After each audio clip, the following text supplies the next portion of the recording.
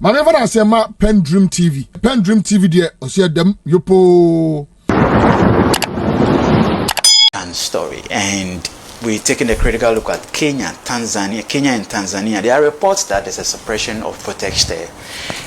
There was that protest scheduled for July 7th in both countries to celebrate some democratic, gains in those two countries. But the police were, moved in to stop those protests. What are your indications on this? First of all, I think it's proper for me to extend my felicitations to my brother and comrade Kusi Prada. I've not seen him since 2 months ago, and I think that it's heartwarming to join him again on this important platform. And to my brother from the old Nimno Frititi, Philip London, and to say that, well, I'm happy to be back. You see, democracy has been the biggest and most ambitious wager of mankind. The notion that people to have the power to govern themselves, that moved from the idea of divine kings, of autocratic leadership, of dictatorship, to people taking their own destiny into their own hands. That's the biggest way, and it's still appealing, even though Douglas North says that it's in recession, but it's still appealing. That is why every constitution that you take of any country, it starts with a universal creed. We the people. Now, so we the people talks about two things. Look at our constitution. The democratic principles are found in our constitution. The preamble clear, very, very clear. Article 1 of the constitution: sovereignty resides in the people, and our powers of government must be exercised for their welfare and their benefit. So it requires constant engagement of the people with those in power, social engagement. Because how do you determine the welfare of the people if you don't engage with them? You cannot assume that this is what the people want. And we're not saying that all the people must want it. But like every government, like every institution, like every family member, when you are taking a decision, you take a decision that appeals to the majority of the people. Now, and because democracy is an evolving trend, Mr. Kusi Pratt sacrificed a lot in the early 1990s for us to have this system of governance that we have today. The purpose for which he sacrificed, and many others sacrificed for us to have this system that we are enjoying now, will come to naught if the rights and freedoms of citizens of this country are rolled back. Because that was exactly what they were fighting for. Their rights to determine, or our right to determine who leads us. It led us to a constitution that has endured. Today we are talking about, even in Ghana, we are talking about a review of the constitution.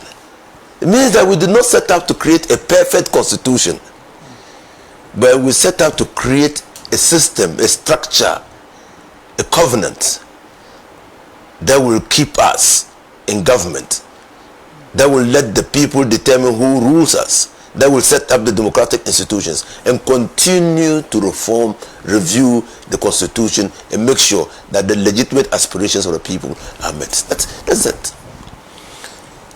So Kenya in the 1990s went through serious matters. Serious. They fought after elections. The present arrangement that has secured some level of stability in Kenya is because of those arrangements in the 1990s. And almost everybody was involved, including our own government of this country. Everybody was involved to ensure that Kenya does not slip into anarchy. But that doesn't mean that the arrangement that was put in early 1990s was perfect. Doesn't mean that way.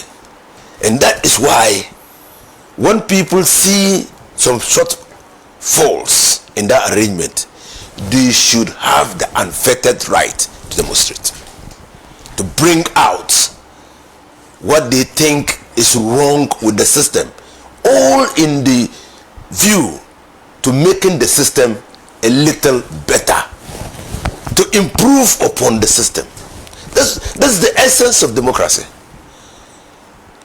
Or in Tanzania, it's a democratic process that produced the current president. It's a democratic process.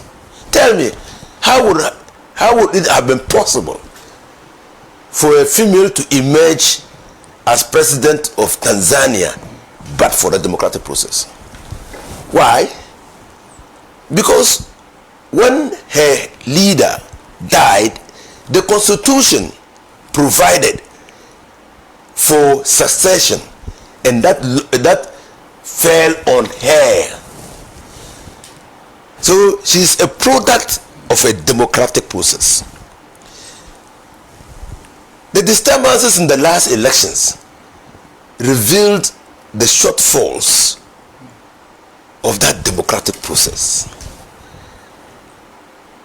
And people in Tanzania think that they should air this. This is the civil engagement that is required in any democratic setting. People should have the right to air their grievances, and they can do that either petitioning their parliament or even going onto the streets to demonstrate and present petitions if they want to the leaders of the state. And you see it in Ghana here now, even though at some point in time it was difficult to demonstrate, now the demonstration no longer appeals, because when you demonstrate, no one says anything, no one, they will protect you and lead you to the Flagstaff House. So and that's how you secure stability of a country. So now you see that people are no longer so eager to demonstrate. Okay, because your views will be, you could simply just get up, walk, and go and submit your petition. That is what we expect of Kenya. That is what we expect of Tanzania. The motto of Legon Hall of the University of Ghana says, "To whom much is given, much is expected." It is totally unacceptable for citizens of a country who have a constitutional right to air their views to be subjected to brutalities by state institutions. Totally unacceptable. Because those people that are being brutalized are the same people who pay the taxes, and the taxes buy the uniform, and the taxes pay those people who brutalize them, and the taxes buy their guns, and the taxes buy the weapons they use to brutalize them. Does it make sense?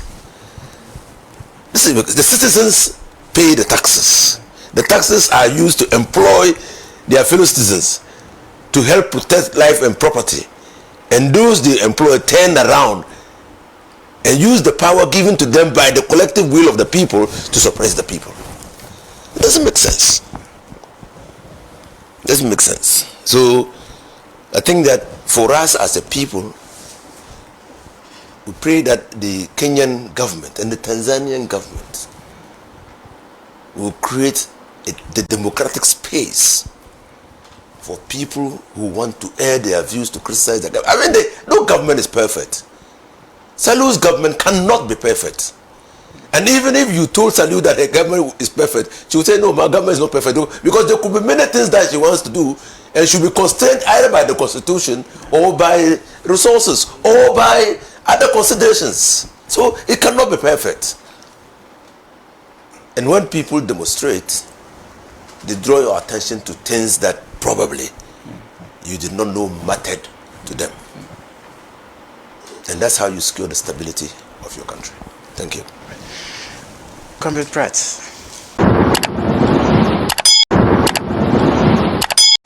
And building upon what he has said, Communist Party is 105 years old.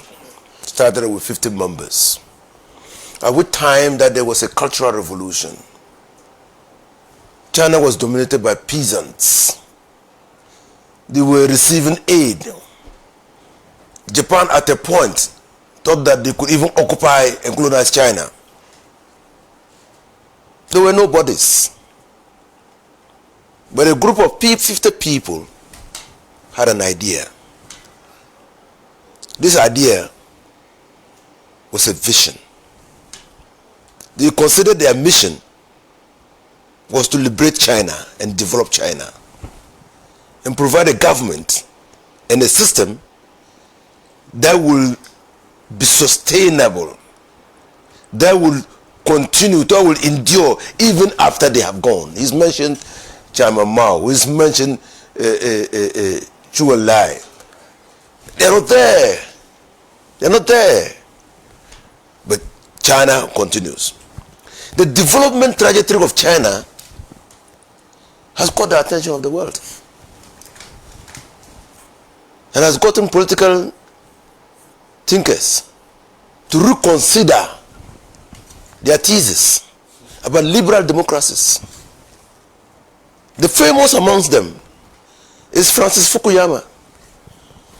After the collapse of the Soviet Union and the Eastern Bloc, he wrote his famous book, The End of History, and said that liberal democracy had emerged as the dominant and final form of government. The end of history. He said if you want that development, clearly it could only be delivered through the instrumentality of a liberal democratic governance. Last year he revised his position because of the strides China has made. China has challenged the dominant view that development can only come about as a result of liberal democratic principles. Challenge that view. And the strong capacity of the state, together with the meritocratic bureaucracy that has been established in China, is clearly responsible. He just told you that after a hurricane, few hours after a hurricane, the city was back to normal and running. That is the construction, that is the architecture, that is the development paradigm that has been put in place, not through liberal democratic principles, but through communist socialist principles that has developed that development to China. China is the only country who in the last 100 years has removed millions of people out of poverty in China. It has created millionaires in China. China is the only country, not even America. America, I mean, even the wage system is still a problem. People are still the living wage movement in America. The poverty is striking at their doors. Only 10% of the American population are rich, controlling 90% of the resources of America. It's not so in China.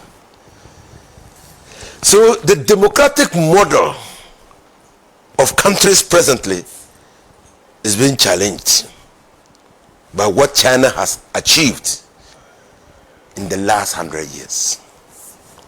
And this can be seen clearly. I mean, anybody, you don't need to look in the crystal ball to see the importance of China today in the geopolitics of the world.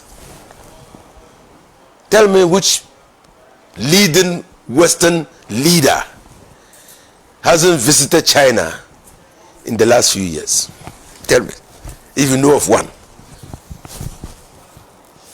Tell me which country has stood up to the bullying of America presently, as we in the geopolitical system or structure that we have today. It's China.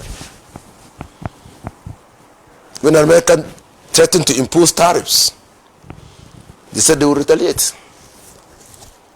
They said they would retaliate. They didn't go to negotiate. You don't meet iron with a stick. You meet iron with iron. They didn't go to negotiate.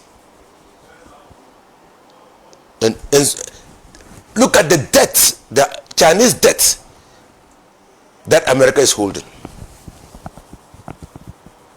He's talked about the bullet train. I also sat in one. And so it's just I'm happy that he said that the Chinese ambassador organized a multi-party dialogue and then all the political parties were there. It's propaganda that makes us continue to look at China as if they are people from another planet and that they hold nothing good for us. Today, European countries are struggling. Their European car companies are struggling to keep pace with the Chinese automobile industry and EV. China, as a country, holds the highest number of patents and inventions in the world today. China. So let's disabuse our minds. Democracy doesn't simply mean democracy as liberal democracy identified with Western democracy and its ability to deliver development has been challenged substantially by the development in China. And the world is beginning to notice. So, if they are talking about the Socialist Party or Communist Party of China delivering a modern state, I can say that, well, this ambition has already been achieved. Maybe they are looking to improve upon what they have delivered. Go to China. Just as we said, I was talking about discipline. Look at the number of people in China. It's a populous state, second to India. But when you go to China in the daytime and you're walking the streets, or even the nighttime, do you see people on the streets? Do you see vendors on the street? Do you see people erecting kiosks on the street? Do you see littering on the street? There's a direct relationship between the number of people in the community and the litter or waste they generate. How have they dealt with it? Discipline. Discipline. No one, you don't see a policeman turn anywhere, but drop a litter. You'll be surprised that you'll be in the next 100 meters you'll be confronted. Go back, pick the litter, and probably surcharged. So that is it. We have a lot to learn from that country. African countries have a lot to learn from that country. And the cross-fertilization of ideas is what we need. They didn't go to uproot hook, line, and sinker what was happening in the Western countries to influence their development. They didn't. They looked for homegrown solutions to their problems. Have you tried and visit China? When you're driving along the Guangzhou area or the Middle Belt, large tracts of farmlands being cultivated. China doesn't import food. Second only to the population of India, it doesn't import food. So we have a lot to learn. And on the occasion of the 105th anniversary of the Communist Party of China, I wish them Godspeed. And I wish them more, what I would call vision and impetus to develop their country, China, for the collective interest of the people of China, and for us as African countries seeking to develop, to take inspiration from them. Thank you. Well, thank you. And in fact, I'll just build on from the deep. The Nana Addo Dankwa Akufo-Addo and the NPP introduced a bill to Parliament called the Vigilantism Act of 2019. When that bill was brought to Parliament, it lacked conceptual clarity because we did not know what Nana Addo Dankwa Akufo-Addo and the NPP government wanted to achieve. So with the work, in partnership with civil society organizations, we did a stakeholder engagement. Star Ghana almost funded the engagement. And we came to understand exactly how to tackle the issues and finally passed the law. I played a very critical role in that passage. Now, and those listening to me from who were in the 7th Parliament will understand why I say so. Then Nana Akufo-Addo was not interested in curbing vigilantism. We all knew that. In fact, even though he introduced the bill to Parliament to curb vigilantism, go back and watch the videos of Nana Akufo-Addo when he was president. Who were those always with him? Were they security men, national security men? Vigilantism is a veritable threat to our democracy. Veritable. People must have a right to exercise their franchise freely without let or hindrance. No one should have any pretensions of going to a polling station on a voting day to try to protect a ballot box. It is the work of state institutions, and when they fail, we challenge their performance in court. It lacked conceptual clarity, and it shows some level of dishonesty even on the part of the president then. While he introduced the bill in Parliament, he was at the same time invoking the Peace Council to try to mediate between the two political parties on vigilantism. I said, but what are you doing? If the Parliament passes that law, that mediation will be to all intents and purposes useless.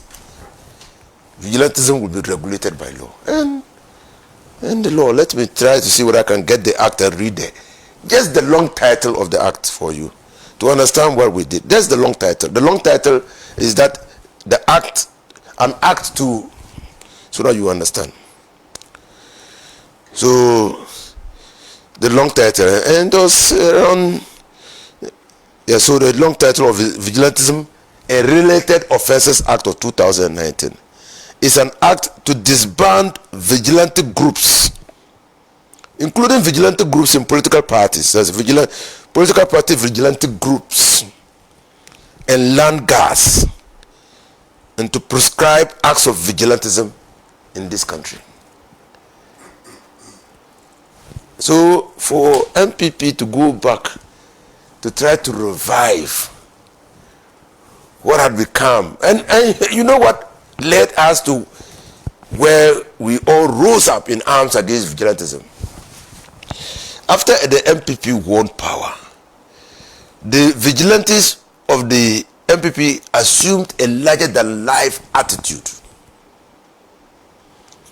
That when an Ashanti Regional Security Coordinator was appointed, and because they didn't support the appointment of that Ashanti Regional Security Coordinator, they attacked that Ashanti Regional Security Coordinator in the Ashanti Region Security Council building, assaulted him, and threw him out of the office.